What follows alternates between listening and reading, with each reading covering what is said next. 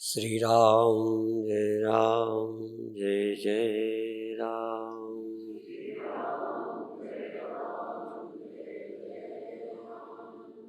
श्री राम जय जय राम।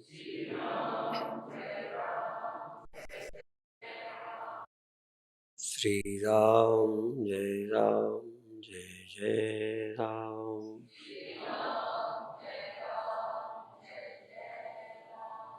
सच्चिदानंद भगवान की, सनातन धर्म की।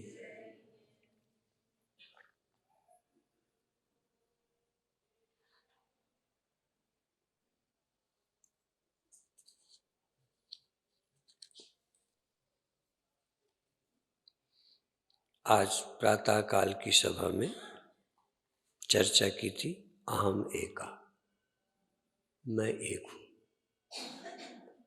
लेकिन हमें ऐसा लगता है जैसे अहम अनेका, हम अनेक हैं। हम सब अलग एक इकाई है, हम सब अलग एक अस्तित्व है। तुम अलग हो, हम अलग हैं, ऐसा लगता है। पर आत्मा या मैं एक है। अभी अभी चर्चा सुन रहे थे, मैं भी आ रहा था तो सुनाई पड़ा कि हम देखते हैं या हमारी आंखें किसी की सत्ता लेके देखती हैं, कान सुनते हैं। असल में इन सब का अभिमानी एक है। आँख को कभी नहीं लगता कि मैं देखती हूँ, क्योंकि आँख के पास मैं नहीं है। क्योंकि मैं बहुत है, इसलिए बहुत देखने वाले लगते हैं। देखो, दो बातें बड़ी गहरी हैं, इसको आज क्लियर करना है।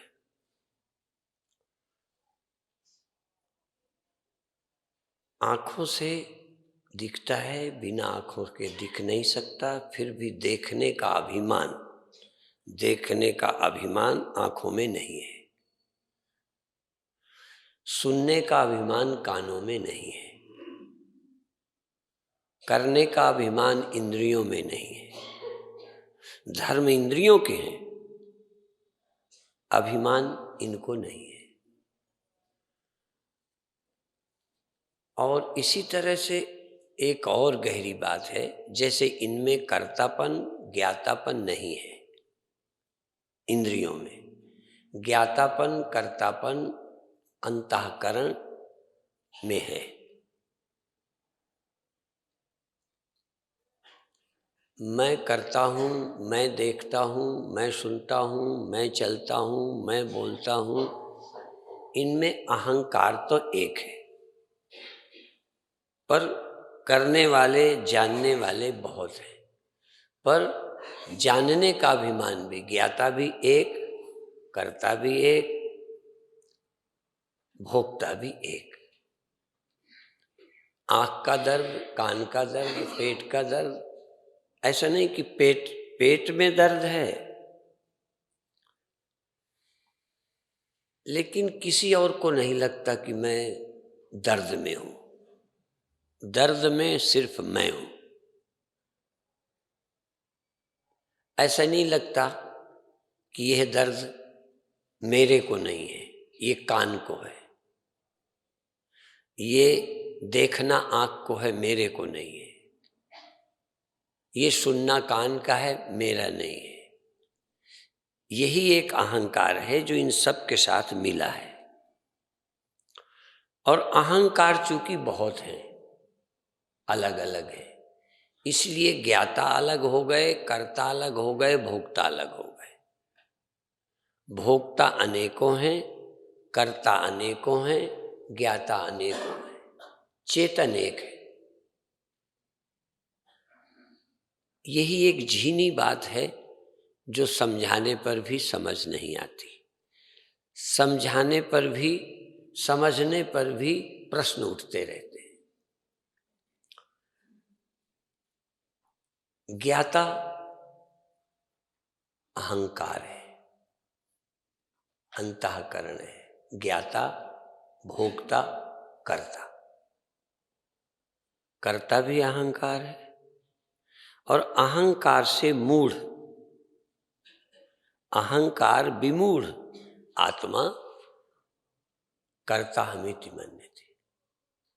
आत्मा में कर्तृत्व तो आरोपित है। आत्मा कर्ता नहीं है, आत्मा भोक्ता नहीं है, आत्मा ज्ञाता भी नहीं है। आत्मा चेतन तो है। आत्मा के बिना कोई कर्म सिद्ध नहीं होता। पूरे वेदांत में तीन ही बातें बतानी है। तीन तुम्हारे अनुभव में आ जाएं कि तुम कर्ता नहीं हो, तुम भोक्ता नहीं हो, तुम ज्ञाता भी नहीं हो। इस भ्रम के कारण ही अनेक आत्मा लगती हैं, अनेक ज्ञाता लगते हैं, अनेक भोक्ता लगते हैं। चेतन अकर्ता है, चेतन अभोक्ता है, चेतन अपरिच्छिन्न है, इसलिए चेतन अनेक नहीं है।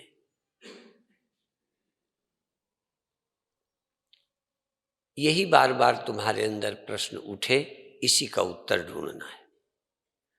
ये खोज करके निजी अनुभव बन जाना चाहिए। जैसे तुम लगते हो कि हम कर्ता हैं, हम भोक्ता हैं, हम ज्ञाता हैं। चूंकि अहंकार के थ्रू अहंकार स्वयं ज्ञाता बन गया, अहंकार कर्ता बन गया, अहंकार भोक्ता बन गया। और अहंकार अनेक हैं, इसलिए अनेक भोक्ता, सेपरेट, अनेक ज्ञाता, अलग अलग।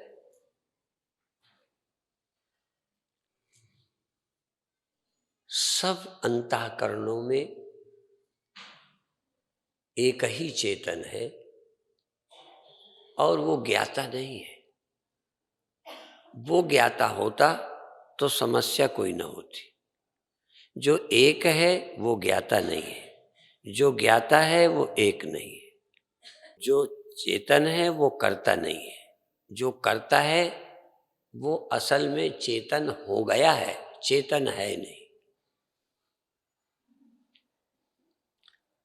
मैं लगता है कि है और है नहीं। जो है नहीं, सच्चा नहीं, वो कर्ता, ज्ञाता, भोक्ता। इसलिए अनेक ज्ञाता हैं, अनेक सुख दुख के भोक्ता है। इस भ्रम को कैसे तोड़ें? ना तो इंद्रियां कर्ता हैं, अर्थात याद, ना तो इंद्रियों में शरीरों में कर्तापन है। पेड़ में कर्तापन नहीं है, दीवालों में गिरनापना, बूढ़ापना, पुरानापना दीवालों में है, पर दीवालों को कभी लगा ही नहीं। बूढ़ा देह होता है, बूढ़ा मैं होता हूं। जन्मता शरीर है, मैं जन्मता हूं। मरता शरीर है, मैं मरता हूं। देखती आंखें हैं, देखने वाला मैं हूं। सुनते कान हैं, मैं श्रोता हूं। ये भ्रांति कैसे टूटे? इस भ्रम को कैसे हटाएं? तो अपरोक्षानुभूति के इस पवित्र और चिंतन और स्पष्ट करने की क्षमता जिन शब्दों में है, वो आचार्य शंकर इस श्लोक के माध्यम से कह रहे हैं, अहम एका अपि। मैं एक होता हुआ भी सूक्ष्म ज्ञाता, साक्षी, सद अव्यया। असल में ये भी कह रहे हैं कि ज्ञाता एक, जिसके बिना ज्ञान नहीं होता, जिसके प्रकाश के बिना कोई प्रकाशक नहीं बन सकता। जैसे जिस बिजली के बिना बल्ब प्रकाश नहीं कर सकता, प्रकाश कौन करता है? बल्ब। जहां जहां बल्ब है वहीं प्रकाश करते हैं। तो जो जो प्रकाश करता है वो असल में सचमुच प्रकाश नहीं है। सचमुच प्रकाश जिसका है वहां प्रकाश का पता नहीं चलता। बिजली को प्रकाश का कोई एहसास नहीं, जबकि प्रकाश बिजली का है और प्रकाशक बल्ब है।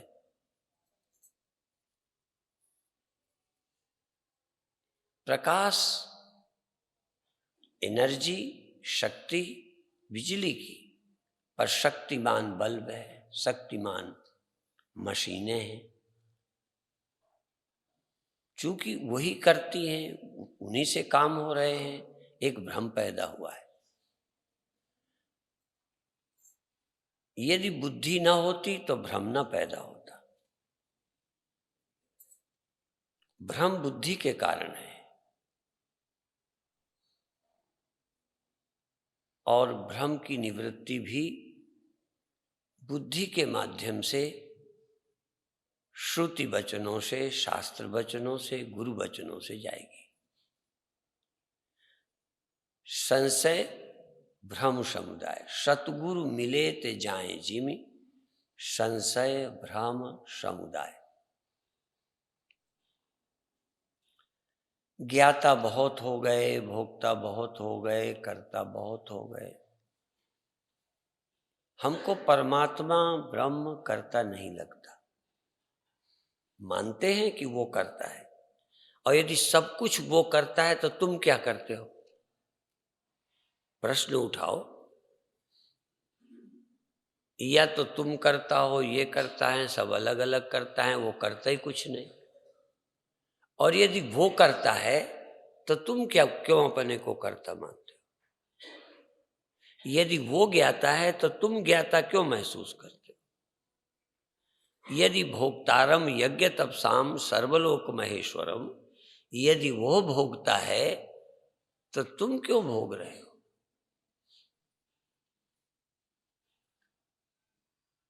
आनंद तुम भोगते हो, दुख तुम भोगते हो, लाभ हानि तुम भोगते हो, मरना जीना तुम भोगते हो। मरना शरीर भोगता है कि तुम? मृत्यु शरीर भोगता है या तुम भोगते हो? तर्क पे नहीं पड़ना, अपने अनुभव कहो, अपना अनुभव बताओ। यदि शरीर मरता है, शरीर मृत्यु का दुख भोगता है, तो तुम्हें क्या लेना देना? क्या तुम्हें लगता है कि मैं मृत्यु दुख नहीं भोगता? क्या कर्ता होने का, करने का सुख मैं नहीं भोगता?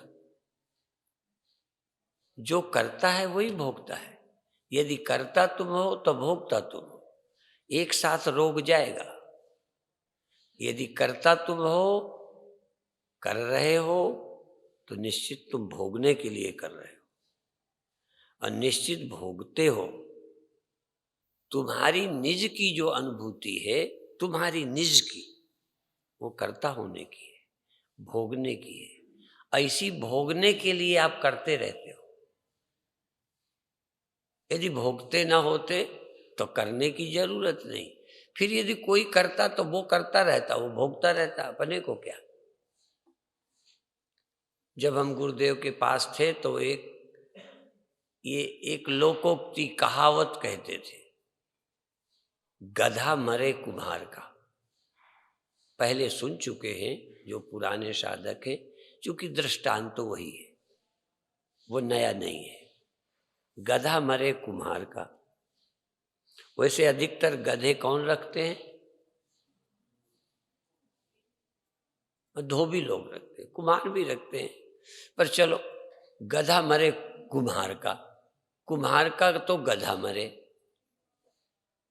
तो दुखी धोबी को नहीं होना चाहिए, धोबिन को नहीं होना चाहिए, कुम्हार को होना चाहिए। गधा मरे कुम्हार का, और धोबिन सत्ती होए। सत्ती तो धोबी के मरने से होना चाहिए कि गधे के मरने से? और फिर गधा कुम्हार का मरा था, कुम्हारिन सत्ती होती तो भी चलो बन जाती बात।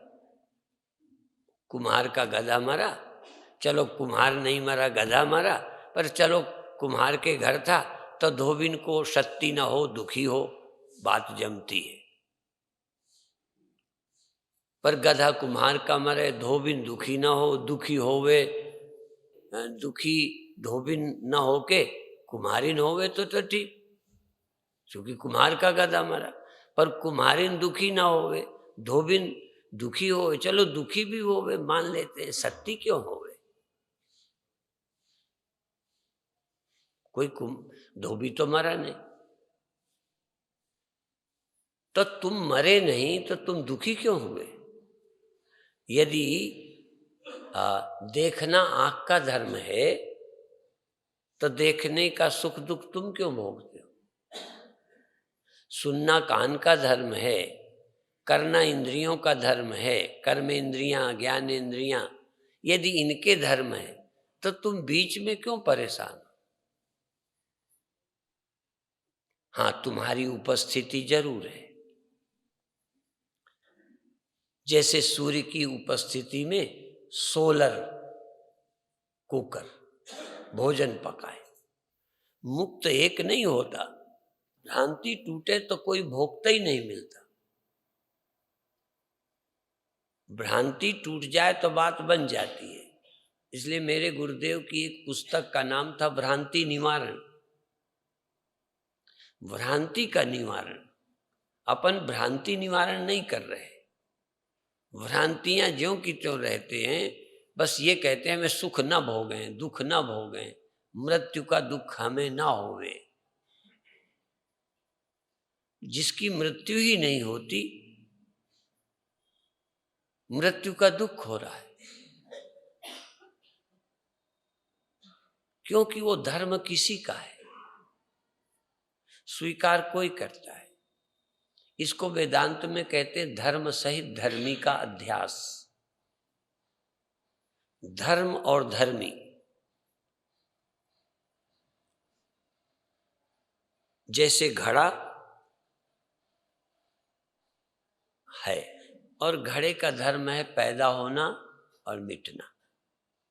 पैदा होना मिटना ये घड़े का धर्म है, और पैदा मिटना जिसमें रहता है वो धर्मी घड़ा है।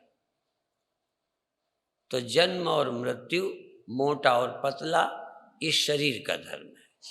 जवान बूढ़ा होना ये शरीर का धर्म है। शरीर में ये धर्म रहते हैं, जन्मना, जवान होना, बूढ़ा होना, ये शरीर में रहते हैं। शरीर धर्मी है। तो धर्मी और धर्म दोनों का अध्याय।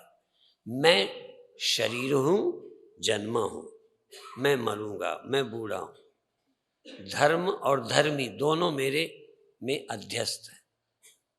धर्म सहित धर्मी, धर्म भी मेरे, धर्मी भी मैं देह हूं तो बूढ़ा मैं होता हूं, मैं देह हूं तो जवान मैं हुआ हूं, देह हूं तो मरूंगा मैं। दोनों मेरे धर्म बन गए, धर्म और धर्मी। शरीर के धर्म थे जन्मना मरना, तो उस धर्म को, उस धर्मी को मैंने अपने में आरोपित कर लिया। मैं जन्मता हूं, मैं मरता हूं, मैं करता हूं। इंद्रियों के धर्म और इंद्रियां, मैं इंद्रियां हूं, इंद्रियों के धर्म मेरे हैं, इसलिए मैं अंधा हो गया, बहरा हो गया। मैं अज्ञानी हूं, बुद्धि के धर्म और बुद्धि मैं ही हूं, इसलिए मैं ज्ञानी हूं, मैं अज्ञानी हूं, मैं जगता हूं, मैं सोता हूं। ये बुद्धि के धर्म अपने में आरोपित है। जबकि चेतन कभी नहीं आज तक जागा, कभी नहीं सोया, कभी नहीं आया, कभी नहीं गया, कभी पैदा नहीं होता, कभी नहीं मरता। चेतन कभी नहीं जाता, लेकिन मन के कारण मैं वहां चला गया था, मैं यहां चला आया, मैं 10वें द्वार पे चढ़ गया, पता नहीं कहां कहां चढ़ जाते हैं। तुम भी शुरू में चढ़ो, कोई हर्ज नहीं। शुरू में तुम मरते थे तभी यहां आए, पर तुम मरते ही रहो यहां से जाके, फिर ये बुरी बात है। तुम जन्मे थे, मरने का खतरा था, यहाँ आए। अब यहाँ से जब जाओ तो ये न लगे हम मरेंगे। यदि मरोगे तो फिर यहाँ आना बेकार। और ये बात केवल बात न लगे, क्योंकि ये अधिक लोगों को जो स्पष्ट नहीं होंगे कहेंगे ये तो बड़ी बातें हैं, ये तो प्रैक्टिकल तो कुछ है नहीं, यहाँ बातें ही बात। बल्कि सच बताऊं, प्रैक्टिकल यहाँ बिल्कुल बेकार है। प्रैक्टिकल करने को कुछ है ही नहीं, सिर्फ जानना ही है साफ कि सच्चाई क्या है। सच्चाई जाना, काम हुआ। नहीं जाना तो कर करके मर जाओ, कुछ बात बनने वाली नहीं है। इसीलिए ब्राह्मण कर्म से उपराम हो जाता है। ब्राह्मण जिज्ञासु, जो जानने को उत्सुक है वो ब्राह्मण है। जो जानना चाहता है, कर्म से उपराम हो गया है, कर्म व्यर्थ हो गया है, वो ब्राह्मण है। जिसमें अभी कर्म है वो शूद्र है, वो ज्ञान का अधिकारी नहीं है। जो कर्म में ही जिंदगी की सफलता देखता है, कर्म से मेरी अभिलाषाएं पूरी हो जाएंगी, कर्म से मुझे संसिद्धि मिल जाएगी, ऐसे लोग अभी ब्राह्मण नहीं है। जिज्ञासु नहीं है तो ब्राह्मण नहीं है। ब्राह्मण का काम तो जानना और जनाना। जो जानना नहीं चाहता, जनाना नहीं चाहता, बैल की तरह लगा हुआ है, वो किस बात का ब्राह्मण है? वो जानवर कहो चाहे शूद्र कहो। जिन्हें कर्म में जीवन की सफलता मालूम पड़ती है वो सब शूद्र हैं, पशु हैं। या जो सहज ही जो मालूम पड़ता है इसी को ज्ञान समझते हैं, वो सब पशु हैं। पश्यतीति पशु। और आज के प्रवचन में कहा था कि जितने ये इंद्रियां हैं, ये 5, इनको बोला था चाक्षगण, अक्षगण, आंखों का समुदाय। अक्ष गण, आंखों का समुदाय, माने 5 इंद्रियां आंखें हैं। जिससे एक्सपीरियंस होते हैं, प्रतीतियां होती हैं, वो सब आंख है। तो कान से कुछ प्रतीत होता है कि नहीं?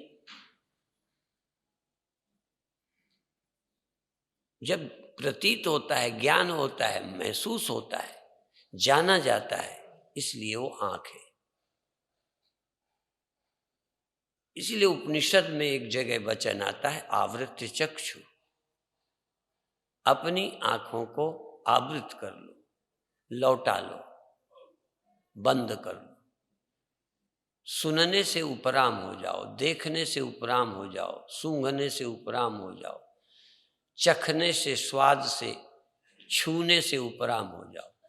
छूने की, देखने की, सुनने की इच्छा का त्याग कर दो। ये त्याग भी क्यों करो जब तुम्हारा धर्म ही नहीं? त्याग इसलिए करो क्योंकि तुम्हारा धर्म है, ये ध्यान रखना। यदि तुम छूते नहीं हो, तुम देखते नहीं हो, छूने का रस नहीं लेते हो, तो तुम्हें इंद्रियों के त्याग की आवश्यकता नहीं है। यदि छूने से तुम्हारा रिश्ता ही कोई नहीं, तो तुम छोड़ोगे कैसे? तो चूंकि अभी छूने में, देखने में, सूंघने में, चखने में रस ले रहे हो, तुम छूने वाले, भोगने वाले हो, इसलिए तुम थोड़ी देर छूना बंद करो, थोड़ी देर देखना बंद करो, इंद्रियों के विषय का त्याग कर दो। फिर इंद्रियों के विषय का त्याग करके फिर इंद्रियों का त्याग कर दो। फिर मन के सुख दुख का त्याग करो। फिर धीरे धीरे मन का त्याग कर दो। मन के धर्म और मन का त्याग कर दो। त्याग करने का मतलब कहाँ ले जाओ? जब आदमी तलाक करता है तो औरत को मार डालता है या पति को जहर दिया जाता है। तलाक का मतलब है तुम रहो हम रहें, पर हमारा तुम्हारा रिश्ता नहीं है। तो तुम इंद्रियों को, देह को और मन को तलाक दे दो। तुम हमारे नहीं हो, तुम्हारा हमारा रिश्ता नहीं है, बस तुम हो, अभी नहीं हो ऐसा मत कहना। शायद है कालांतर में लगे कि कोई पत्नी ही नहीं है, कोई स्त्री ही नहीं है, पर अभी है तो जितनी योग्यता है उतने ही कदम उठाओ। अभी तुम कर्म का त्याग करो, फिर धीरे धीरे कर्तापन भोक्तापन का त्याग करो। त्यागने के बाद पता चलेगा कि तुम कर्ता हो ही नहीं, त्यागोगे क्या? तुम भोगता ही नहीं हो तो तुम त्यागोगे क्या? इस बात में सच्चाई होनी चाहिए। इसलिए इसमें एक शब्द आया है, अहमेको सूक्ष्मश्च ज्ञाता साक्षी सदव्यया। मैं एक हूं और सचमुच मैं ही ज्ञाता हूं, मेरे अलावा कोई ज्ञाता नहीं है। साक्षी मैं हूं, मेरी उपस्थिति में ही सब कुछ सिद्ध होता है। मैं कूटस्थ हूं, साक्षी हूं, मेरे बिना कुछ बनता बिगड़ता नहीं, पर फिर भी मैं बनता बिगड़ता नहीं।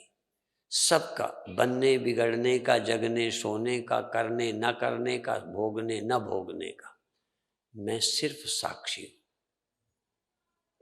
साक्षी होना सबसे बड़ी कला है।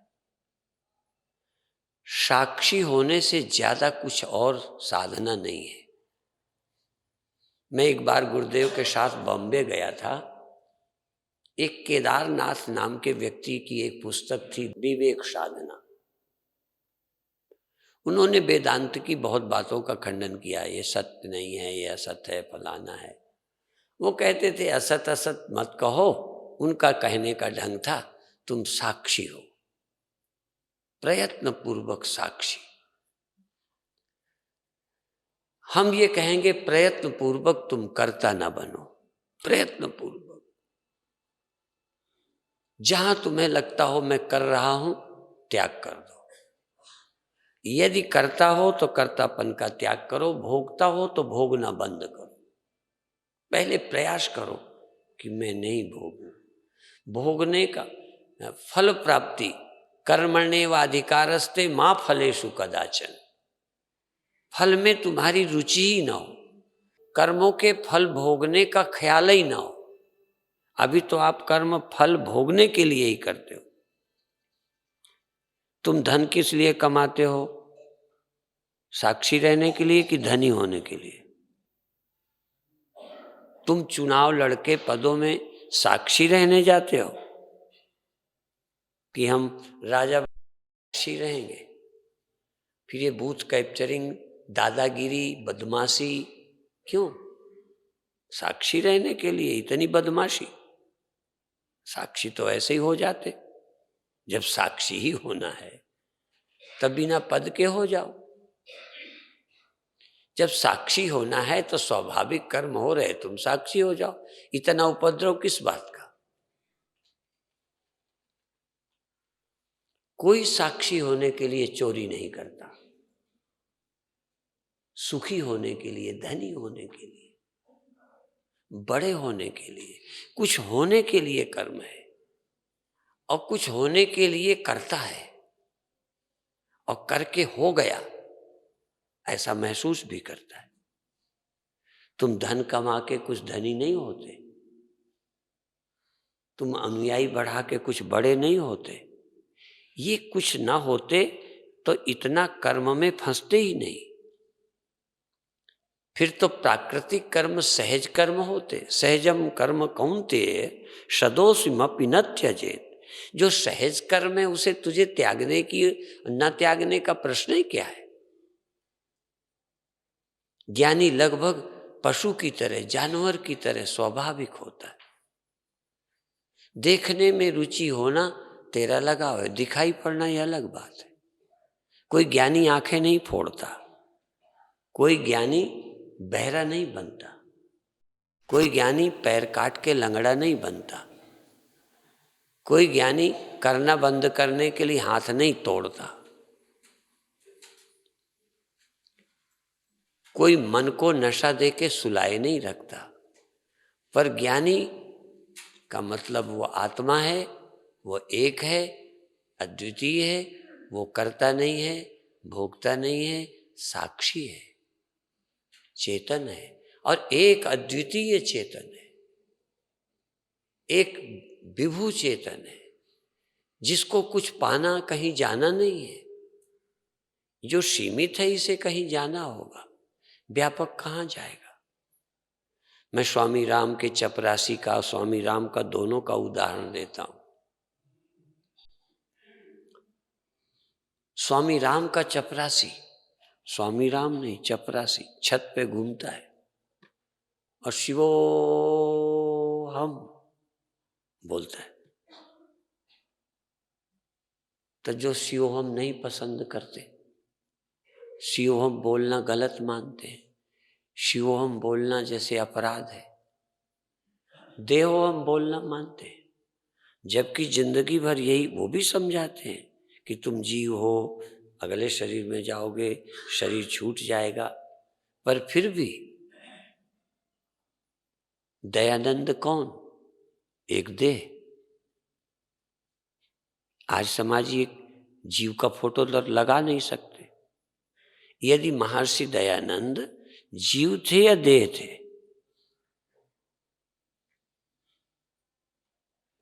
तब फोटो किसकी रखें? पूजते नहीं, ये ठीक है, लेकिन महर्षि दयानंद जीव थे ना, देह तो नहीं थे। तो महर्षि दयानंद से मतलब देह है क्या? यदि हम कह दें महर्षि दयानंद मनुष्य नहीं थे, जीवात्मा थे। अब जीवात्मा के तो गुण बता सकते हैं, चरित्रवान थे, महान थे, त्यागी थे, ज्ञानी थे, वैदिक प्रचार करते थे, जीव थे, ब्रह्म का स्मरण करते थे, ब्रह्म का ध्यान करते थे, निर्गुण निराकार को मानते थे, अवतार को नहीं मानते थे। ये उनका चित्रण है। महर्षि दयानंद के देह तो था, पर महर्षि दयानंद देह नहीं थे।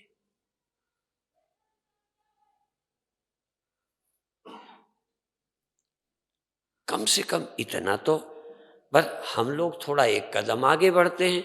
महर्षि दयानंद देह नहीं थे, जीव थे। हम कहते हैं हम जीव नहीं हैं, ब्रह्म है।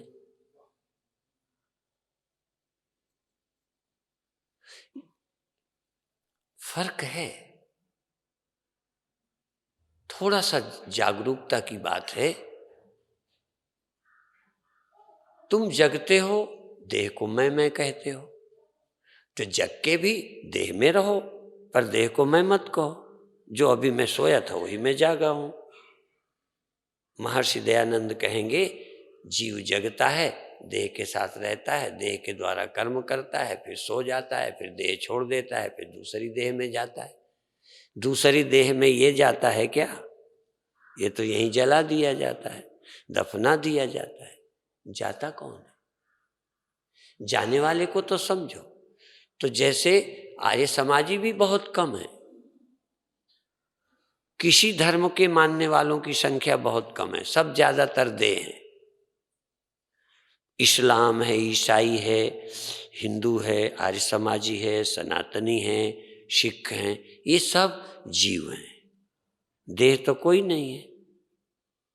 क्योंकि दूसरे देह में जब जाएगा या कब्रों में रहेगा, खुदाबंद करीम जगाएंगे, फिर स्वर्ग या नरक भेजेंगे, तो किसे भेजेंगे?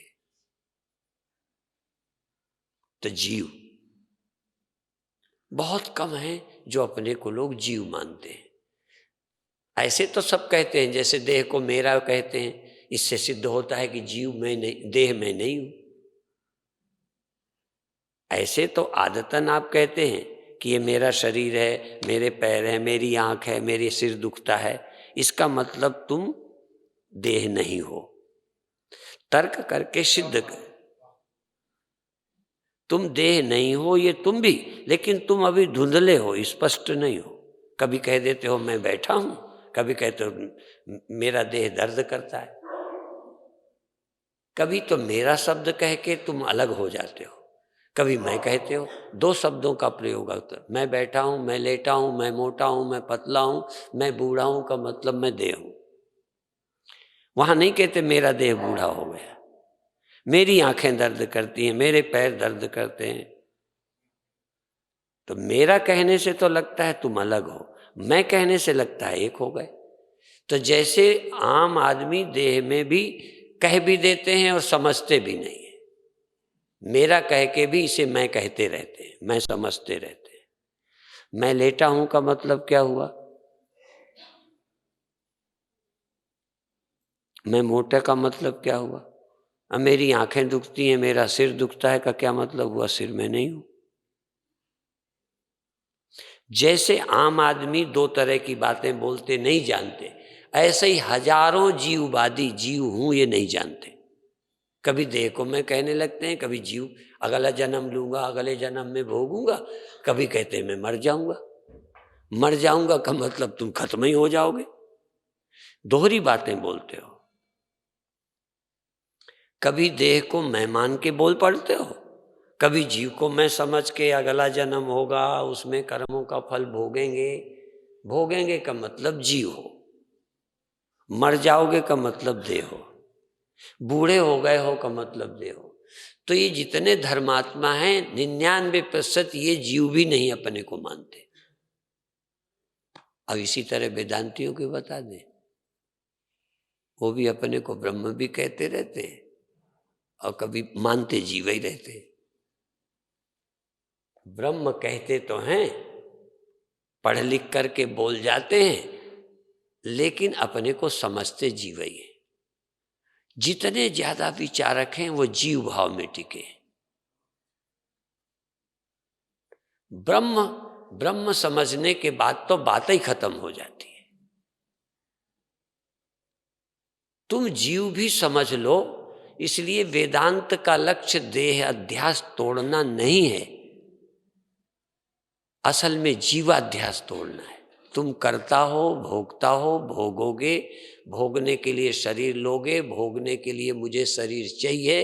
ये जो जीव है, इस जीवत्व का बाध, जीव भाव से छुटकारा, सीमितता, परिच्छिन्न चैतन्यता, इंडिविजुअल एग्जिस्टेंस जो आपको अपनी लग रही है, चेतन जो अलग अलग लग रहे हैं, अलग मैं, अलग तुम, मैं दृष्टा हूं। ये दृष्टा भी, दृष्टा का क्या मतलब? किसके दृष्टा हो? कहां रहते हो? तुम सीमित हो तो दृष्टा हो। यद्यपि चेतन ही अंतःकरण उपाधि से दृष्टा है, ये बात सच है। चेतन ना हो तो दृष्टा नहीं। जैसे बिना आपके, बिना जीव के, बिना चिदाभास के आंखों से दिख नहीं सकता, पर चिदाभास बिना आंखों के देख नहीं सकता। चिदाभास के बिना तुम देह के दर्द आदि नहीं भोग सकते। जब तक देह में चिदाभास न हो तब तक पीड़ा का अनुभव नहीं कर सकते। सोए हो, मूर्छित हो, शरीर त्याग दो तो शरीर के कष्ट न शरीर को होंगे न तुम्हें होंगे। इसलिए जब तक जीव है, चिदाभास है, इस देह में तुम्हारी उपस्थिति है जीव रूप से। ध्यान रखना, जीव रूप से। अजीव रूप से ही तुम उपस्थित होते हो, अजीव रूप से ही अनुपस्थित हो सकते हो। ब्रह्म रूप से उपस्थित होना और अनुपस्थित होना संभव नहीं है। ब्रह्म कभी अनुपस्थित नहीं हो सकता, ब्रह्म कभी उपस्थित नहीं हो सकता। जीव को ही मुख्य अर्थ, वाच्य अर्थ को ही लक्ष्य मानकर, वाच्य को वाच्य न समझकर, जब जीव में मुख्य भाव होता है तभी कहते हैं आत्मा निकल जाती है तो शरीर मुर्दा हो जाता है। ये भी आत्मा निकल जाती है ये स्पष्ट नहीं है। लोग कौन अंश निकलता है, कौन अंश चलता है, कौन नहीं चलता। तदेजत तन्नेजत तद्दूरे तदवंतिके, वो चलता है वो नहीं चलता है, वो निकलता है वो नहीं निकलता है। नहीं निकलता है शुद्ध चिद अंश से, आभास की दृष्टि से आता है, निकलता है। जिनकी जीव में मुख्य बुद्धि है, जिनकी देह में मुख्य बुद्धि है, वो मृत्यु को प्राप्त होते हैं।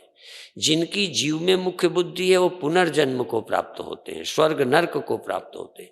जिसकी ब्रह्म में बुद्धि है वो जन्म मरण को और नरक स्वर्ग को प्राप्त नहीं होते, वो ब्रह्म को ही प्राप्त होते हैं, अन्य किसी भावापन्न देहापन्न नहीं। अब इसमें चलेगी ईमानदारी, बेईमानी नहीं चलेगी। तुम देह भाव वाले हो कि जीव वाले हो कि ब्रह्म भाव वाले हो। तो अभी तो मेरी दृष्टि से कहो जितने श्रोता हैं खिचड़ी भाव वाले, ये सब श्रोता मिले जुले हैं, वेदांत भी सुने बैठे हैं, कर्मकांड भी सुने बैठे हैं, ठिकाना कहीं नहीं है, कोई आपका स्पष्ट कोई भाव नहीं है। खिचड़ी जैसे अभी कहता था, कभी कह दोगे मैं मोटा हूं, कभी कह दोगे मेरे सिर में दर्द है, मेरी टांगें दुखती हैं, कभी कहोगे मैं बूढ़ा हो गया हूं, तब पूरे देह ही हो। ये स्पष्ट नहीं करते, इसलिए अपरोक्ष अनुभूति जानते हो क्यों है? ये अपरोक्ष अनुभूति का मतलब ये क्लियर होके जाना है। शिविर पूरा होने का मतलब ये नहीं है कि शिविर पूरा हो गया, तुम पूरे हो तो ही शिविर पूरा। तुम ना समझ चले गए, तुम बुद्धू आए थे बुद्धू ही चले गए, हमसे आए थे बुद्धू जाओ बुद्ध। आओ तुम भ्रमित, भ्रम से मुक्त होके जाओ। आओ आदमी, नर होके आओ, नारायण होके जाओ। तुम बद्ध आओ, मुक्त हो जाओ।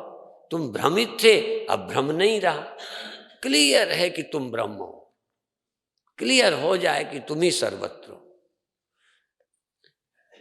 मैं कोई व्यक्ति हूं, मैं कोई अंतःकरण हूं, नहीं, मैं अंतःकरण का आश्रय साक्षी हूं। जो अंतःकरण का आश्रय है वही सर्वाश्रय है। सर्वाश्रय और व्यक्ति आश्रय, सर्वाश्रय व्यक्ति आश्रय दो नहीं, सब घड़ों का आश्रय एक घड़े का आश्रय अलग अलग।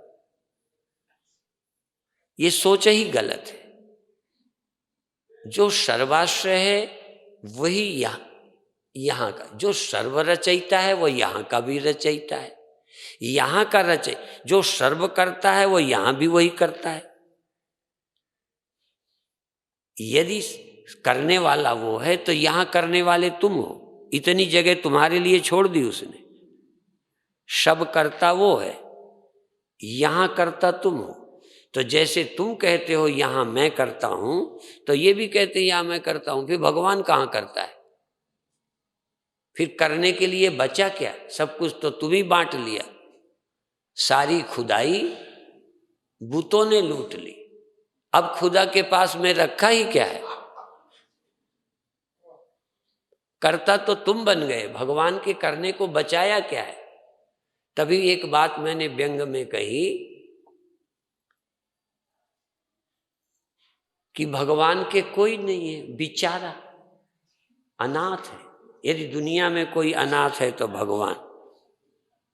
तुम्हारे पति है, पत्नी है, बेटे हैं, गुरु हैं, गुरु भाई हैं, तुम्हारा तो कोई है। इसीलिए कहते हैं ना, उन्होंने कहा संत न होते जगत में तो रहते राम निपूत। राम का कोई था ही नहीं, केवल साधु कह देते हैं हम राम के हैं, तो बेचारे राम की छाती ठंडी होती है। संत न होते जगत में तो रहते राम निपूत, राम का कोई भी नहीं था। इसी तरह संत कहते हैं, ज्ञानी न्यायिक कहते हैं करते ति नैयायिका, न्यायिक कहते हैं ईश्वर करता है, ईश्वर करता है। फिर थोड़ा करता है कि सब करता है? इसमें भी लोगों ने कहा कुछ जीव करता है, कुछ ईश्वर करता है। ईश्वर से बेचारे से सब कुछ नहीं हो पाया होगा तो जीव करने लगे। बेचारा बूढ़ा हो गया, अब लड़के काम संभाल रहे। यदि वो अभी बूढ़ा नहीं हुआ, वही शुरू में सब करता था, तो अब क्या अटकी है कि किसी और को काम सौंपे? वही करता है, फिर तुम करते ही नहीं हो। अरे तुम करता हो तो ईश्वर को फिर कर्ता क्यों बीच में समेटते हो? देखो कौन करता है। और फिर तुम सिर्फ एक जगह के अभिमान को लेके तुम सोचते हो मैं करता हूं। पेड़ में कौन करता है, पशु में कौन करता है, जमीन कौन बनाता है, आसमान सूर्य कहाँ से आए? मान भी लें कि तुम करता हो, तो तुमने पहले सूर्य चांद बनाया फिर तुम आदमी बन के करने लगे, या तो उसी ने सब कुछ बनाया वही व्यक्ति बना, उसके अलावा कोई करता नहीं है, उसके अलावा कोई व्यक्ति नहीं है, उसके अलावा कोई वस्तु नहीं है। इस सृष्टि का अभिन्न निमित्तोपादान कारण वही है। खैर, ये ज्यादा तर्क हो जाएंगे तो फिर तुम्हारा दिमाग लड़खड़ाएगा। अपन धीरे धीरे चलते हैं। अहम एकः अपि सूक्ष्मश्च ज्ञाता साक्षी सदव्यय तद अहम नात्र संदेहो। तद अहम नात्र संदेह, इसमें बिल्कुल संदेह नहीं है कि मैं ही अहम एका, मैं एक हूं, मैं चेतन एक हूं, दो चेतन नहीं है। मन है बहुत, बुद्धियां हैं बहुत, चेतन एक ही है। इस बुद्धि से तादाद में मानकर, इस बुद्धि अंतःकरण के धर्मों को मानकर, फिर इस देह इंद्रियों को अपनी मानकर सोचने से ऐसा लगता है कि मैं अलग हूं और लोग अलग हैं। एक चेतन है। चेतन यहां शब्द का प्रयोग किया है मैं, अहम एक, मैं एक हूं।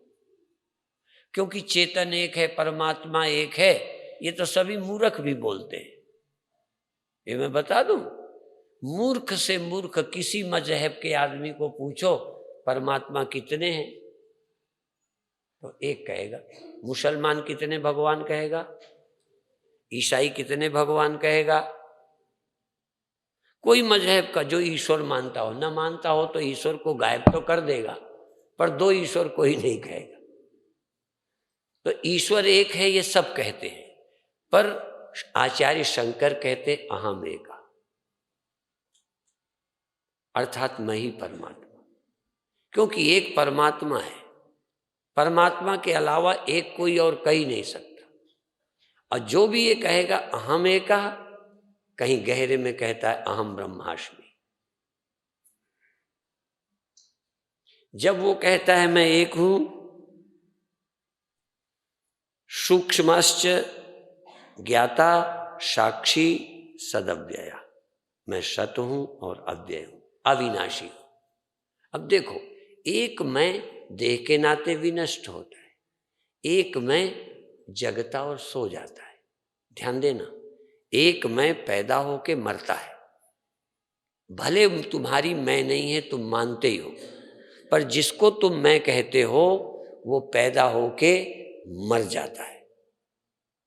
उसको जो मैं मानते हैं वो ऐसे ही बोलते हैं कि हम पैदा हुए हैं, मर जाएंगे, हम स्त्री हैं, पुरुष हैं, जवान हैं, बूढ़े हैं।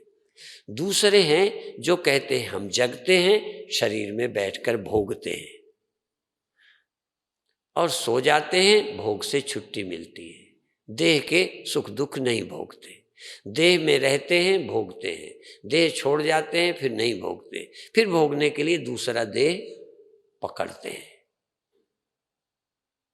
अभी देह पकड़ना न मानो, शरीर छोड़कर देह में आना न मानो, पर अभी तो इस जीवन काल में आप देह में आते हो रोज की नहीं? बोलो, देह को छोड़ते हो कि नहीं? देह को छोड़कर चैन से अपने रुपए पैसे मकान सब चीजें भुला के रात सो जाते हो। ऐसे ये आंखें टांखें आन कान हाथ पैर सब छोड़ के ठाठ से सो जाते हो। तुम्हारा बेडरूम कहाँ है हमें पता नहीं, पर सो जाते हो। इतने अज्ञानी होके भी अकल वकल ठीक है ही नहीं, तो भी पता नहीं बिस्तर कहाँ ढूंढ लेते हो।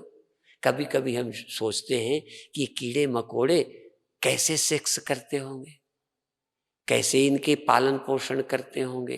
तुम तो ढूंढ भी ना पाओ उनके अंग इतने बड़े होके भी। हम सोचने लगे ये ऊंट ऊंटनी कैसे संबंध करते होंगे, उनकी रचना बड़ी विचित्र है। ये हाथी हाथनी कैसे सेक्स संबंध करते हैं? ये जब स्नान करते हैं पानी में तब करते हैं। इसलिए जब ये नहाते हैं ना हाथी हाथनी, चूंकि और इनके पास तरीके ही नहीं, पर भगवान ने इन्हें पानी को ऐसा कर सकते हो, अकल कहाँ से आ गई? कभी सोचो, ये अकल कोई अकल हम पैदा थोड़ी करते हैं, जिसने दुनिया बनाई, जिसकी ये प्रकृति है, अकल भी दे के भेज देता है। अभी तुमको आज हाथी बना दें तो शायद बड़ा मुश्किल हो जाए,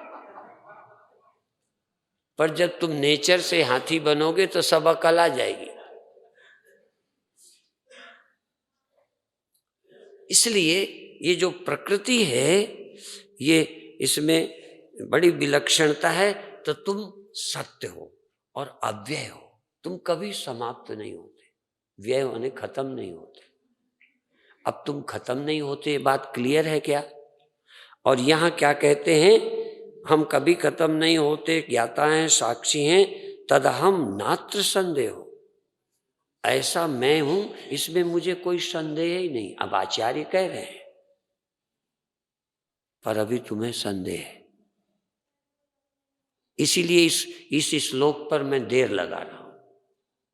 तुम्हें यहां से जाओ ना तो तुम्हें इस बात पर संदेह ना हो, मैं कभी भी मिटता हूं। अंतःकरण जग के सो जाता है, मिटता तो ये भी नहीं है, इसको मिटाना पड़ेगा।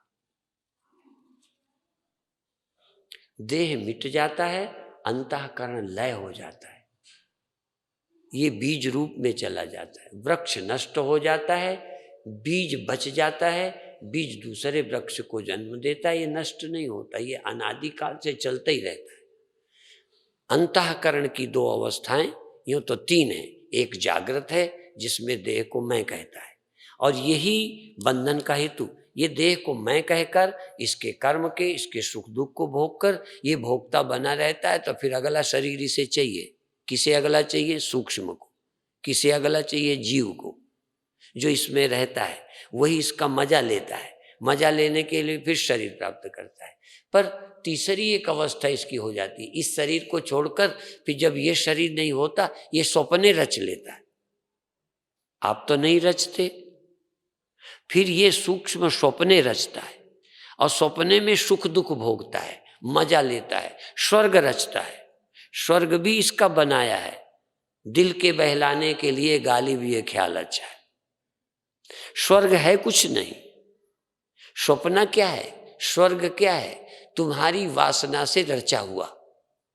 यूं तो ये भी तुम्हारी वासना का रचा हुआ है। जैसे सोनार अपने मन के गहने बनाता है, उस सोनार किसी और के लिए बनाता है। तुम विचित्र सोनार हो, तुम अपनी मजा के लिए अपना देह बनाते हो। तुम्हारी वासना से देह बनता है। बीज की किस्म के अनुसार वृक्ष निकलता है।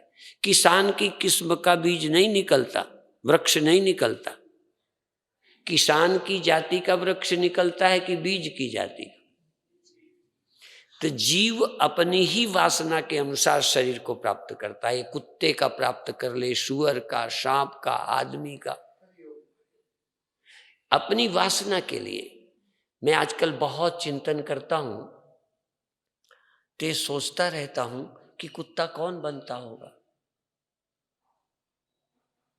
भारत में जन्मने वाले लोगों को बहुत बंधन है, जैसे ब्राह्मण बनने वाले को बहुत बंधन थे। आज तो सिर्फ अभिमानी ब्राह्मण है, ब्राह्मण नहीं है। ब्राह्मण होने के लिए कहा जाता, आजकल कहते हैं ये ब्राह्मण बने, औरों को छूट नहीं दी। छूट देने पे लोग ब्राह्मण नहीं बने। और भी बता दूं, कुछ दिनों में लोग हिंदू नहीं बनेंगे, मुसलमान बनेंगे। ध्यान रखना, ईसाई बनेंगे, हिंदू नहीं बनेंगे। क्यों नहीं बनेंगे? हिंदू बनने में बहुत बंधन है। शादी नहीं के बिना ऐसा नहीं करो, ये नहीं करो, वो नहीं करो, ये नहीं खाओ। सहज जानते हो, मुसलमान बनना लोगों को अच्छा लगेगा। लड़कियां मुस्लिमों से शादी करती हैं, उसके कारण है। और मैं बता दूं, भले शरीर बदलने में बड़ी झंझट है, यदि कुत्ता बनना हो तो आज देश के लोग सब कुत्ता बन जाएंगे, क्योंकि जो मजा लेना है कुत्ते की योनि में, वो कम से कम हिंदू बन के तो नहीं संभव।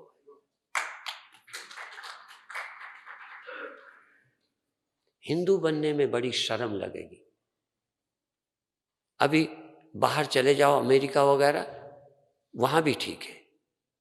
लोग कहेंगे कि मेरा जन्म भारत में ना हो, अमेरिका में हो जाए, क्योंकि यहाँ किससे प्यार करना चाहें तो चारों तरफ लोग काट रहे हैं, देख रहे हैं। यहाँ मनमानी करने के बड़े बंधन हैं। कुछ दिनों में सिख भी लोग नहीं बनेंगे, भले सिख फूले फिरे, या तो इन्हें छूट देनी पड़ेगी कि तुम सिख केस भर रख लो, रहो चाहे कोई, तो सिख बढ़ सकते हैं। तुम हिंदू कहलाते रहो, बस करो चाहे जो कुछ, तब तो हिंदू रह सकते हैं। ज्यादा झंझट डाली तो तुम्हारी लड़की मुसलमान हो जाएगी, तुम्हारे लड़के मुसलमान हो जाएंगे,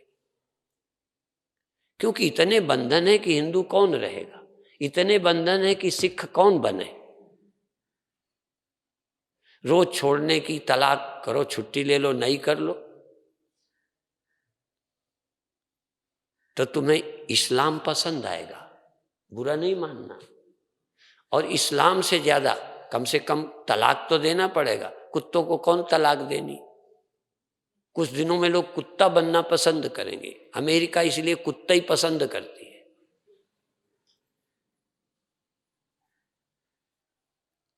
मनुष्य को कुत्ता होना पसंद आएगा, मनुष्य होने में बड़ी झंझट है। अच्छा, कुत्ता होते तो कहीं घूमने को कौन मना करता, कोई बाप मना करता, कोई बहन की शर्म लगती, मां को देख के कोई झिझक लगती। असल में तो जानवर बनना ज्यादा अच्छा है। बहुत कम है लोग जो अगले जन्म में आदमी बनेंगे। ये अधिकतर लोग कहेंगे यार आदमी बनना झंझट है, आदमी ना होते तो आजादी रहती। यूं तो लगता है जानवर ज्यादा गुलाम है। प्रकृति के नाते कई मामलों में जानवर गुलाम लगता है, पर मेरे आंकड़ों से जानवर जितना स्वतंत्र है, कम से कम भारतीय तो नहीं है। तुम्हारे बेटे, तुम्हारी बेटियां, हाँ कुछ बाहर के संस्कार प्रबल हुए हैं, कुछ जानवर बनना शुरू हुआ है, इसलिए खुले इंटरव्यू कहते हैं, हम इसको बुरा नहीं मानते। अब फर्क ये आया, जानवर के पास तर्क नहीं है, आदमी के पास तर्क अच्छे हैं जानवर बनने के। दलीलें दे के जानवर बनेगा, जलीलें दे के बेशर्म बनेगा। इसलिए एक ही बात मैं कह रहा हूं कि हिंदू बनना कठिन है, ब्राह्मण बनना कठिन है, साधु बनना और कठिन है। आप कहोगे फिर बढ़ क्यों रहे हैं? मैं बताऊं, साधु नहीं बढ़ रहे, हरामी बढ़ रहे हैं।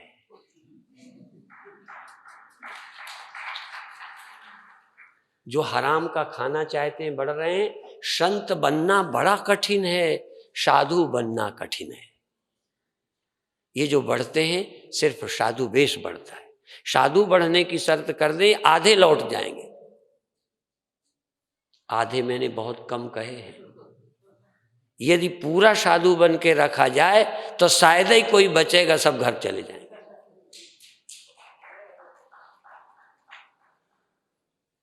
यदि हिंदू बनने को मजबूर करें ना तो तुम तो छोड़ जाओगे। ब्राह्मणों को यदि ब्राह्मण रखना जाए तो कह देते कि हम ब्राह्मण नहीं बनते। जो लोग आज कह रहे हैं हमें ब्राह्मण नहीं बनने दिया जाता, यदि ब्राह्मण की सभी शर्तें लागू कर दें तो कोई नहीं बनेगा। इसीलिए जानते हो, जिनको शूद्र कहते हैं उनको शादी करना, छोड़ देना, ये सब सहज था। हमने अभी तक देखा है, अपने गांव में देखा है। असल में कितना कठिन है साधु बनना। इसी तरह सोहम बोलना बहुत आसान है। यदि कह दें सोहम वही बोलेगा जिसका मन विषय चिंतन न करे, शरीराभिमान न हो, मृत्यु को नहीं डरे, जीव भाव नहीं हो, कर्ता भाव नहीं हो, तो बड़ा मुश्किल हो जाएगा। तब तक आप साधना करो, बोलो तभी जब निहाल हो जाओ। सिख लोग बोलते हैं बोले तो निहाल, हम कहेंगे निहाल हो जाए फिर बोले, थोड़ा उलटना चाहे तो। पहले धन्य हो जाओ, फिर कहो कृतकृत्यो हम, धन्यो हम, मुक्तो हम, शिवो हम। पहले समझो फिर बोलो, पहले समझो फिर बोलो। आवश्यकता है तो जीवन धन्य हो सकता है। तुम धन्य हो सकते हो। कोशिश करो समझने की, जीने की। किस लिए आए हो? भोग ही सब कुछ है, योग कुछ नहीं है। शरीर ही सब कुछ है, आत्मा कुछ नहीं है। अब शरीर और आत्मा के जो बीच में संबंध है, ये संबंध भ्रांति अनादि है, ये ध्यान रखना। एक जड़ है, एक चेतन है। जड़ चेतन की ग्रंथि, जड़ चेतन की ग्रंथि भी अनादि है, ध्यान रखना। आज मैं अनादि शब्द का अर्थ अपने ढंग से कर रहा हूं। अनादि ग्रंथि है, जड़ अनादि, चेतन अनादि, प्रकृति और पुरुष अनादि, और पुरुष प्रकृति के संबंध की भ्रांति भी अनादि है। उस भ्रांति के कारण लगातार चलते चले आ रहे हो। एक बार भी भ्रांति निवृत्त नहीं हुई। भ्रांति निवृत्त होगी तब एक ही बार होगी, रोज रोज नहीं हो सकती। बीज पृथ्वी थी, पंचभूत थे, बीज उगता चला आया है, सदा से चला आया है, उगता चला जाएगा। पर एक बार बीज का बीजत्व तो नष्ट कर दो, छिलके और चावल को अलग कर दो, तो फिर कभी भी दोबारा वो धान नहीं बनेगा, वो नहीं बन सकता। ऐसे ही ये ग्रंथि आत्मा विनिष्कलो हेको देहो बहुभिरावृतः तयोरैक्यम प्रपश्यन्ति किमज्ञानमतः परम। अब यहां कहते हैं आत्मा विनिष्कला, आत्मा कला से, कलनाओं से, परिवर्तनों से, विशेषताओं से रहित है। कोई विशेषता नहीं है। जैसे व्यक्ति जवान होता है, बूढ़ा होता है, बच्चा होता है। जैसे सूर्य को लोग कहते हैं सूरज की 3 कला होती है एक दिन में, उदय होता, जवान होता, अस्त होता। यद्यपि ये बात सच नहीं है, मैं इसका खंडन करता हूँ। सूर्य ना उदय होता है ना अस्त होता है। सूर्य जिस दिन से है अभी तक है, वो अभी अस्त एक दिन भी नहीं हुआ। एक बार अस्त होगा ना, तब तुम सब अस्त हो चुके होगे। वो अस्त नहीं होता, वो तो सदा रहता है, पर पृथ्वी घूमने के कारण हमारी नजर में सदा नहीं रहता। इसलिए हमें सूर्य उगता लगता है, दोपहर लगती है, सांझ लगती है। इसी तरह अंतःकरण उपाधि के कारण शंकराचार्य ने एक बात और कही है, यत् घनच्छन्न दृष्टिर घनच्छन्न मर्कम यथा निष्प्रभम मन्यते चाति मूढ़ तथा बद्धवत भाति यो मूढ़ दृष्टे स नित्योपलब्धि स्वरूपोहम आत्मा। जैसे सूर्य बादल के कारण ढका लगता है, सूर्य नहीं ढकता, हमारी आंखें ढकती। लो इतना कर दो, मेरी सारी सभा ढक गई, इतने से लो, इतनी जनता इससे ढकी जा सकती है? बोलो, एक पुस्तक के इतने कागज से सारे लोग ढके जा सकते हैं? बोलो। बट मेरे लिए तो ढक गए। कौन ढका? आंखें ढक गई, सारा जगत दिखना बंद। तो इसी तरह अंतःकरण आदि की उपाधियों की, देह की उपाधियों से आत्मा परिच्छिन्न लगता है, ढका लगता है। असल में घनच्छन्न दृष्टि घनच्छन्न मर्कम यथा निष्प्रभम मन्यते चाति मूढ़ा। सूर्य को तेजहीन धूप रहित कहते, अब धूप नहीं रही, तो हमारे ऊपर धूप नहीं पड़ती, बादल की छाया पड़ती है। सूर्य में, सूर्य की लाइट तो बादल में पड़ती होगी। जैसे मेरी आंखें अभी पुस्तक में, तुम में नहीं पड़ती, तो क्या मेरी आंखें खत्म हो गई? जैसे आंखें नहीं पर ढकी इसलिए कि तुम पर नहीं, तो सूर्य का प्रकाश हमारे ऊपर जब चमक नहीं पड़ती तो हम कहते ढक गया सूर्य, हम ढक गए, हम बादल की छाया में आ गए। सूर्य तो बादल को भी चमका रहा है, उसी के प्रकाश से बादल लगते हैं। इसीलिए घोर अंधेरे में तो बादल भी नजर नहीं आवे, दिन में बादल साफ नजर आते हैं। बहुत अंधेरा हो तो बादल भी नहीं दिखते, इसलिए दुनिया भी नहीं दिखे यदि तमोगुण आ जाए। लेकिन तो भी साक्षी चेतन कभी नहीं लगता। यथा निष्प्रभम मन्यते चाति मूढ़ा तथा बद्धवत भाति। यो मूढ़ दृष्टि, मूढ़ बुद्धि वालों की दृष्टि से जो आत्मा बंधा, विकारी, दुखी, मरने वाला लगता है, ये असल में सच नहीं है, ये मूढ़ बुद्धि का अनुभव है, सही नहीं है। इसलिए तयोरैक्यम प्रपश्यन्ति किम अज्ञानमतः परम, इन दोनों को जो एक समझते हैं, चेतन और जड़ को, या अन्योन्याध्यास हो गया है, इसके धर्म आत्मा में करके अपने को तो सीमित मानते हैं, अहम और देह आदि का अध्यास अपने में करके हम सीमित लगते हैं, और इसके ये जो है हमारे कारण हूँ लगता है, हूँ पना मेरा, मैं पना मेरा, मिल गया अहंकार को और देह को, तो ये जिंदा हो गए, मेरे अस्तित्व से ये पैदा हो जाते हैं और इनके जैसा मैं हो जाता हूं। जैसे मिट्टी से घड़ा बने तो घड़ा तो है हो जाए और मिट्टी घड़ा हो जाए, मिट्टी घड़ी जैसी हो गई और घड़ा मिट्टी जैसा है, जबकि वो नहीं है, पर वो है कहलाने लगा। कौन? जो नहीं था, जो नहीं था वो है कहलाने लगा, और जो मिट्टी व्यापक थी वो घड़े जैसी, घड़े जितनी छोटी, यह घड़ा कहलाने लगी। मिट्टी को घड़े का धर्म मिल गया और घड़े को मिट्टी का धर्म मिल गया। है पना मिट्टी का है, मिल गया घड़े को, सीमित पना घड़े का है, मिल गया मिट्टी को। तो अन्योन्याध्यास बोलते हैं इसको, अन्य का धर्म अन्य में। ये दोनों का जो ऐक्य है, मेरा इसमें, इसका मुझ में, ये जो अन्योन्याध्यास है, क्या ये अज्ञानता नहीं है? क्या ये सच्चाई है? इस अज्ञान, और इससे और बड़ा अज्ञान कौन होगा? इस अज्ञान की चर्चा लगातार अभी अज्ञान के श्लोक हैं, दूसरी सभा में फिर करेंगे। और ये फिर ध्यान रखो कि इसका जो विचार पढ़ो, चिंतन करो, बार बार करो कि आँख है, बिल्कुल सही है। तो ये जो आँख तक आने का काम है ना, आँख से लौटने का, वो अंतःकरण के कारण, चिदाभास के कारण, नहीं तो देह में आना जाना नहीं है। जो व्यापक चेतन है वो देह को कैसे छोड़ेगा, किसी जगह को कैसे छोड़ेगा? तो इसमें तीन हो गए, एक स्थूल जड़ या जड़ और एक चेतन, एक चित जड़ मिलकर तीसरा निर्मित हुआ है।